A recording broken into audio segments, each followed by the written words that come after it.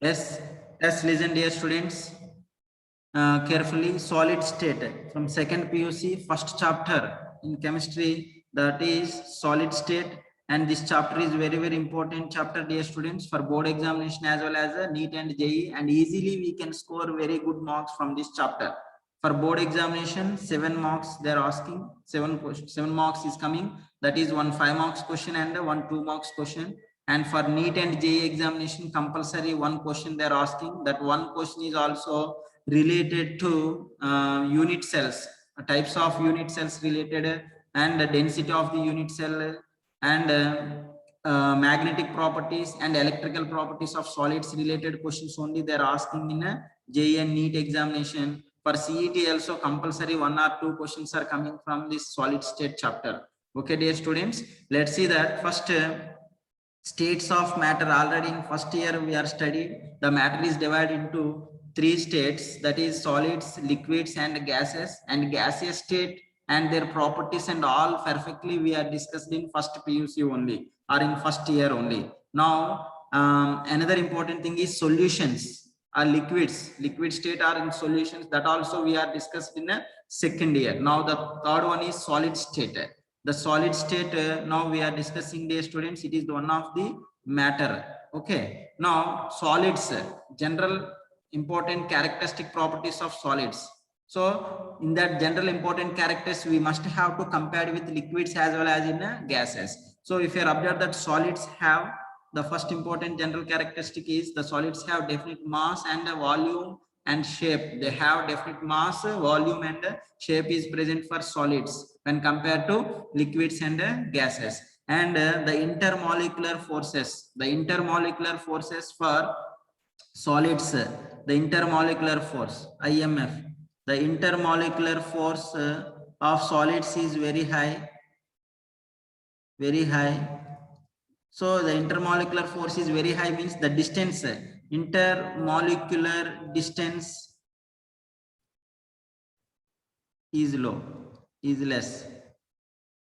Okay, dear students, the intermolecular distance means they have the in between the atoms, the distance is very less, and the force, attractive forces are very strong. Attractive forces are very strong. Okay, and the constituent particles, like what are the particles are present in solids, dear students? It may be atoms or ions or molecules. The ions or atoms or molecules in solids, they are present in a fixed position. They are present in a fixed position and can oscillate that atoms or ions or molecules in their mean position. Means just they will oscillate, like just you have to think, then it will be oscillated, like again it will oscillate, again it will comes to the same position. So because of their presence of strong intermolecular forces, the atoms or ions or molecules in solids, they are present in a fixed position, and rigid structure will be present, and they having fixed volume is present. So the solids, due to that definite volume and rigid structure, the solids are incompressible and pressure does not affect. Pressure does not affect. Okay, dear students, and let go for the density of solids is very high when compared to liquids as well as gases. The density value for solids is more when compared to liquids and then gases. Okay, dear students, and rate of diffusion. Rate of diffusion means kinetical properties. So the solids have, due to the presence of definite shape and volume, and the atoms are present in fixed position, then the rate of diffusion is very low when compared to liquids and gases. So the rate of diffusion, RF value, the rate of diffusion for gases is more than the liquids and then solids. Solids has very low rate of diffusion. Okay, dear students, now the based on the structure of the solids are classified into 2 types. Classification of solids is very, very important, dear students. For 2 marks question they are asking, define the crystalline solids, give examples. Define the amorphous solids, give example. Like one 2 marks question they are asking, dear students. Let's see that. Just a minute. Yes, ma'am. So that solids are classified into two types based on their physical state. What are those, dear students? One is crystalline solids. The second one is amorphous solids. What are the crystalline solids? Let's see, dear students.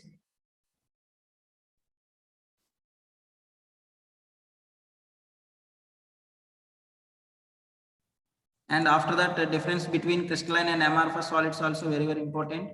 So the crystalline solids means the solids in which the constituent particles are arranged in a definite order or in a fixed position. Those are called as a crystalline solids. So the crystalline solids examples: NaCl, zinc sulfide, quartz, copper, means all metals, and some of the non-metals. Okay, and sulfur, iodine, those all are belongs to crystalline solids. And amorphous solids means opposite, the solids in which the constituent particles are not arranged in a regular order, irregular order or irregular pattern will be present. Those are called as amorphous solids. Amorphous solids examples: polymers. The polymers are belongs to amorphous solids only. Example: plastic is a polymer, rubber, glass, and polyurethane and Teflon, cellulose, cellophane, PVC, polyvinyl chloride, and fibers are the examples for amorphous solids. Okay, dear students. So in sometimes in 1 mark or 2 marks question they are asking, define the crystalline solids, give example. Define the amorphous solids, give example, like they are asking. Otherwise, compulsory they are asking in 2 marks question, write the any two differences between the crystalline and amorphous solids, or write any 2 or 3 differences between the crystalline and amorphous solids. Differences they are asking, and it is very, very important, dear students. So just what are the differences between that crystalline and amorphous solids? Just you have to observe that. It's very easy, dear students. So crystalline solids have definite geometrical shape is present.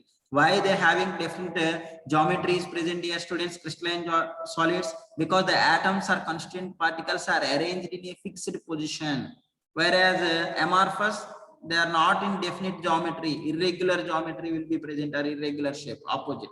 So this is the first difference. Next, due to the presence of definite geometry, they having sharp melting and boiling points. So the melting points of crystalline solids is very sharp. Exact melting points will be present. So here doesn't have sharp melting points. Next, the crystalline solids are true solids. Crystalline solids are true solids, whereas amorphous solids are pseudo solids or super colded liquids.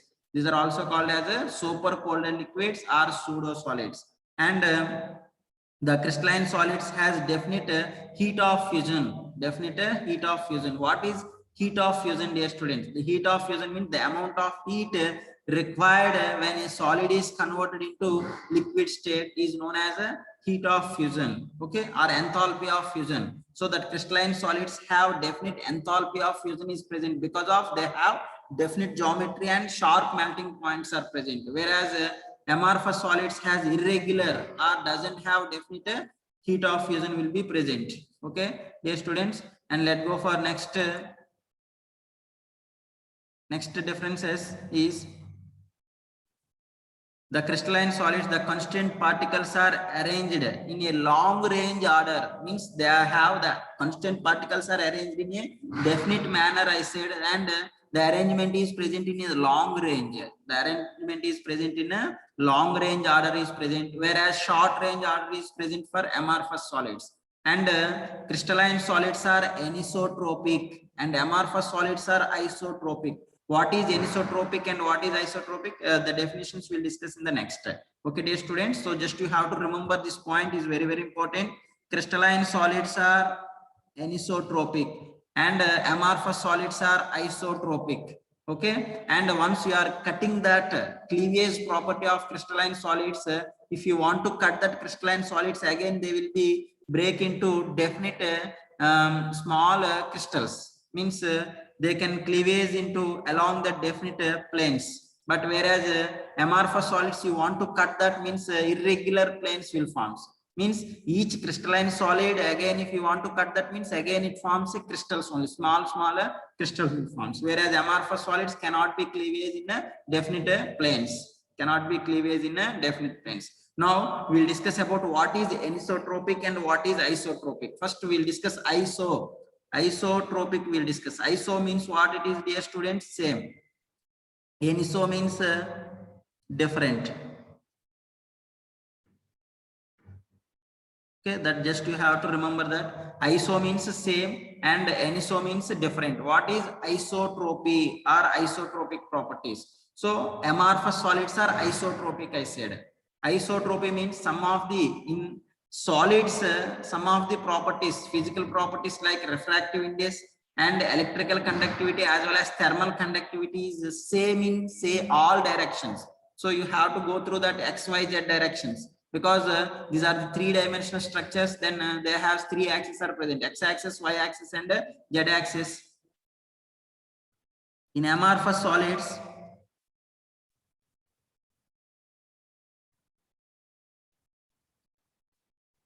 okay, dear students, x, y, z axis. The amorphous solids are having short range order is present. Amorphous solids having short range order is present. Isotropy means the physical properties, some of the physical properties like refractive index, electrical conductivity as well as thermal conductivity is same in all directions. Okay, like that is called as isotropy. That property is present in amorphous crystalline solids. Amorphous crystalline solids are belongs to isotropic in nature because of in amorphous solids the constant particles are arranged in a short range only, not in a long range. If long range is present, automatically that properties are different in different directions. That properties, the physical properties like thermal conductivity as well as electrical conductivity and refractive index, they are different in different directions.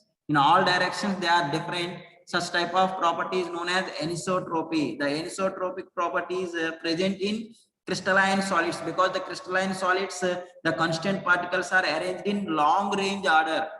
So due to the presence of long range order, the refractive index and thermal conductivity as well as electrical conductivities are different in different directions. That's why crystalline solids has anisotropic properties present, whereas amorphous solids has isotropic properties present. Isotropic properties present, dear students. Okay, let's go for next one, dear students. Next concept. Yes, ma, Abhay, listen carefully. Next important point is the amorphous silicon. Is very, very important point for objective, dear students. The amorphous silicon we are used in photovoltaic cells. What is the meaning of photovoltaic cells, dear students? The photovoltaic cells means the cell means silicon chips we are using. It is useful for the conversion of sunlight into electricity, means it is useful for the generation of solar energy. That solar energy that is called as photovoltaic cells. Amorphous silicon we are using in photovoltaic cells. So the photovoltaic cells means the cells which convert sunlight into electrical energy. Those are called as photovoltaic cells, in which silicon, amorphous silicon we are using. Amorphous silicon chips we are using. Okay, dear students, now we'll discuss about that classification of crystalline solids.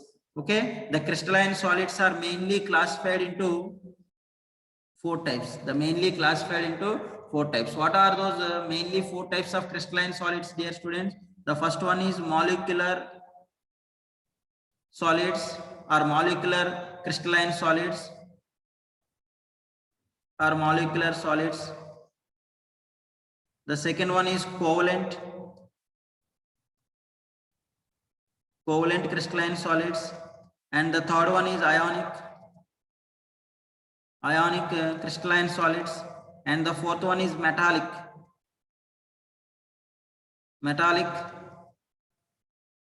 crystalline solids. Okay, like there are four types of crystalline solids are present. Classification of crystalline solids also important. In 1 mark question they are asking give an example for molecular crystalline solids, or give an example for covalent crystalline solids, or they will ask regarding covalent crystalline solids some important points they will ask separately in objective exam. Statements related questions also they are asking in a NEET and JEE examination. Okay, dear students, let's see for there are four types of crystalline solids are again divided into four types. One is molecular, the second one is covalent and ionic and metallic. Again, this molecular crystalline solids. What is the definition for molecular crystalline solids? The molecular crystalline solids is nothing but in which the constituent particles are the molecules. The crystalline solids in which the constituent particles are molecules or atoms are called as a molecular crystalline solids. So due to the presence of molecules or atoms, the molecular crystalline solids are very weak. Their intermolecular forces are very weak when compared to covalent, ionic as well as metallic crystalline solids. Okay, dear student. So the molecular crystalline solids, the constituent particles are maybe atoms or molecules. Those are held by the weak van der Waals forces. So in the molecular solids, what type of attractive forces are present, dear students? Very weak van der Waals forces or London forces are present. Again, these molecular crystalline solids are divided into three types. One is non-polar and polar molecular crystalline solids, and the third one is hydrogen bonded molecular solids. So non-polar molecular solids, polar molecular solids, and hydrogen bonded molecular solids. So these are the three types, dear students. So the molecular solids are divided into three types. So the molecular solids means, what is the definition of molecular solids, dear students? The crystalline solids in which the constituent particles are molecules or atoms which are held by the weak attractive forces are called as molecular solids. They are divided into three types. What are those three types, dear students? One is non-polar, second one is polar, and third one is hydrogen bonded molecular solids. Non-polar means here the crystalline solids in which non-polar molecules are present, like either non-polar molecules or atoms may be present as constituent particles. So the molecular solids are made up of atoms or non-polar covalent molecules. Non-polar covalent molecules are called as non-polar molecular solids. So non-polar molecules. So due to the presence of non-polar molecules, their attractive forces, what kind of attractive forces are present here, students? The attractive forces are very weak. Those are called as London forces or dispersion forces. London forces are dispersion forces. Examples: atoms. Non-polar atoms means argon, solid helium, Cl2, S8, P4, I2, CH4 molecules. In all the molecules are present in solid state only. So actually CH4 exists in gaseous state. When it becomes to solid state, dear students, you have to increase the pressure and decrease the temperature and it becomes a solid. So that solid CO2 is called dry ice. Solid CH4, solid state iodine molecule, solid P4, solid S8, and solid Cl2, solid helium, solid argon, and solid naphthalene. Those all are called non-polar molecular solids. Those are belongs to non-polar molecular solids. So in the non-polar molecular solids, they have very weak intermolecular forces are present compared to all crystalline solids. Very weak attractive forces are present. Those are called as London forces. Due to the presence of very weak attractive forces, their nature is very soft nature. Those crystalline solids are very soft and volatile nature. Volatile nature means the vapor pressure is more, but the melting points are low.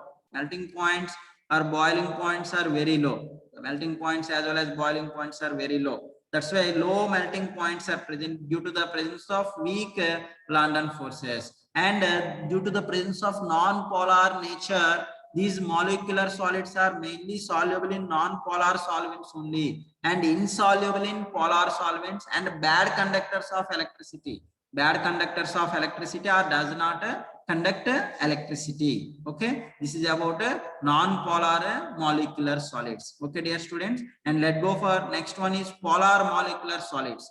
So the next one is polar molecular solids.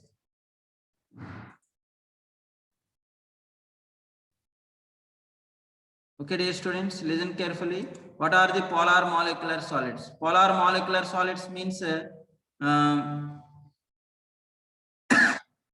molecular solids are made up of polar covalent molecules. So here the constituent particles are polar covalent molecules are called as polar molecular solids. Sorry, dear students, here non I written. Polar molecular solids. So these polar molecular solids, what type of attractive forces are present, dear students? Due to the polarity nature, they have dipole attractive forces are present. Means nu not equal to 0, means there becomes a polar in nature. So the polar molecules attractive forces are called as dipole attractive forces are present. Example, solid HCl and solid ammonia and solid SO2, sulfur dioxide. These are the examples for polar molecular solids. So these polar molecular solids also soft nature and bad conductor of electricity, but melting points are relatively higher than non-polar molecular solids. So if you observe that the molecular solids are three types, one is non-polar, polar and hydrogen bonded. So the melting points order for hydrogen bonded molecular solids, hydrogen bonded molecular solids value is more than the polar molecular solids and then non-polar molecular solids. Okay, this point is very, very important, dear students. Comparison of melting points. Okay, so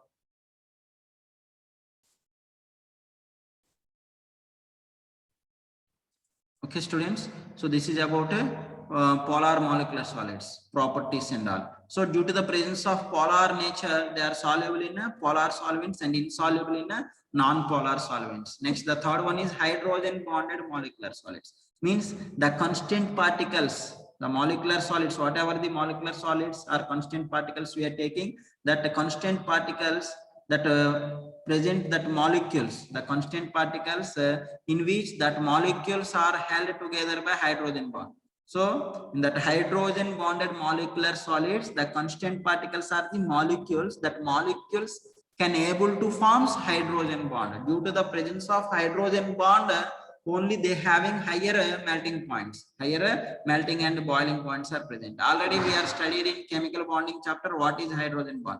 Hydrogen bond means the weak attractive forces between the hydrogen atom and more electronegative atoms like fluorine, oxygen and nitrogen. Those are called as a hydrogen bond. So in between the molecules, hydrogen bond is present. That type of molecules are called as a hydrogen bonded molecular solids. Among that, the strength of hydrogen bond is more than the dipole attractive forces when then London attractive forces. That's why hydrogen bonded molecular solids has more melting points when compared to polar molecular solids, when compared to non-polar molecular solids. Okay, dear students. So examples, the properties of hydrogen bonded molecular solids, if you observe that they are very hard in nature, little bit harder than the non-polar as well as polar molecular solids, and polar molecular solids and these are also bad conductors of electricity. Means they does not conduct electricity, but melting points are little bit higher than the polar and non-polar molecular solids. Okay, but soluble in polar solvents. Example, solid ammonia and ice. Ice means solid water. Solidified water is called as ice. They have hydrogen bond present in between the molecules. That's why those are called as hydrogen bonded molecular solids. Okay, let's go for the second type of crystalline solids is ionic solids, dear students. What are the ionic solids and examples we need to discuss? Ionic solids. Ionic solids means the constant particles are ions. The constant particles are ions. Ions means what it is? Cation and anion. Positive and negative ions are present in the crystalline solid. Those are called as ionic solids. Okay, they are held by the positive and negative. The attractive forces are present. That attractive forces are called as electrostatic attractive forces, are also known as Coulombic attractive forces are present in ionic solids. NaCl, cesium chloride, and K2SO4, potassium sulfate, zinc sulfate, like these are the few examples for ionic solids. Okay, now we are aware that ionic solids are harder in nature when compared to molecular solids and brittle nature. We can break that solids easily. Okay, and they having high melting points. Okay, and these ionic solids are polar in nature. So these ionic solids are polar nature. That's why they are soluble in polar solvents. Soluble in polar solvents like water, and does not conduct electricity in solid state, but conduct electricity in a molten state or in a aqueous state or in liquid state, because the formation of free ions. So ionic solids in solid state, in pure solid state, does not conduct electricity, but in aqueous solutions or in solution state or in molten state, they conduct electricity due to the formation of free ions. Okay, let's go for next one, dear students. Covalent or network solids. These covalent or network solids are very stronger when compared to ionic solids. That's why they're having very high melting points when compared to ionic solids. Okay, so here the covalent or network solids in which the constant particles are atoms. The constant particles are atoms. Constant particles are atoms. These atoms are held together by what kind of attractive forces, dear students? The attractive forces are known as covalent bonds. Strong covalent bonds are present in between the atoms. Those are called as covalent crystalline solids or network crystalline solids or giant solids. Example: diamond, graphite, silicon carbide, and silica, aluminum nitride, boron nitride. These all are examples for covalent or network solids. These are very hard nature and very high melting points when compared to ionic solids. And these covalent solids are bad conductors of electricity. Bad conductors of electricity. They does not conduct electricity, but they are mostly soluble in non-polar. They are mostly soluble in non-polar solvents and insoluble in polar solvents. But except graphite, remaining all covalent crystalline solids are bad conductors of electricity. But graphite only conduct electricity. Already why graphite will conduct electricity we are discussed in 14th group elements, carbon and its family. In that first year only we are discussed. However, once again I will explain you. Let's see, dear students, why the graphite conduct electricity. Why graphite only conducting electricity? Okay, because of in graphite structure, if you are observed that hexagonal layer structure, will present 6-member ring. Like a hexagonal layer structure is present.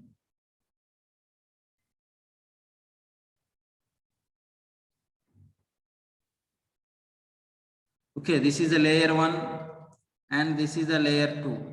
And in layer 1 and layer 2, each carbon atom is bonded with 3 carbon atoms. So 1, 2, 3, but one free electron is present.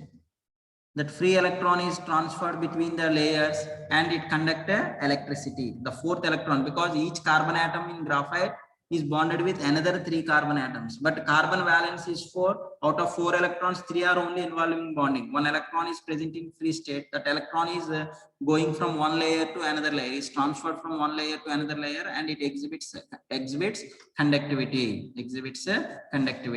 Okay, dear students, that's why graphite acts as a good conductor of electricity. And this graphite has one more importance is present, dear students, and it is also graphite is soft in nature and a good solid as a lubricant. It is used as a lubricant in heavy missions. Okay, why? Because of its soft nature, and layer structure. And its layer structure, graphite we are using as a lubricant in heavy missions. There we are using as a lubricant. Okay, dear student, this is about importance of graphite. Okay, let's go for 4th one, dear students. The 4th one is metallic solids. What are the metallic solids? Metallic solids means the crystalline solids in which the constant particles are metal atoms. Means the metallic solids are made up of by the metal atoms. They are held together by metallic bonding. Means the metal attractive forces are present. That attractive force is known as a metallic bonding. Okay, and such type of solids are called as a metallic solids. So examples: all metals are belongs to metallic solids. Okay, and these metallic solids have high melting points and luster structure, means they having shining nature and exhibit some color also. Color property they will exhibit, and these metallic solids conduct electricity either in solid state as well as in a molten state. conduct electricity as well as in solid state as well as in a molten state. Okay, and they having ductile nature and malleable nature, malleable property as well as in ductile property, means drawn into the wires as well as drawn into the sheets, is known as malleable and ductile properties. Okay, these are the important properties of metallic solids. Now there are four types of crystalline solids we have studied. These four types of crystalline solids, what is their melting points order, which crystalline solids having highest melting point? So the melting point which has more, dear students, covalent solids has more. Yes ma bhai, covalent solids has more than the ionic, and then metallic.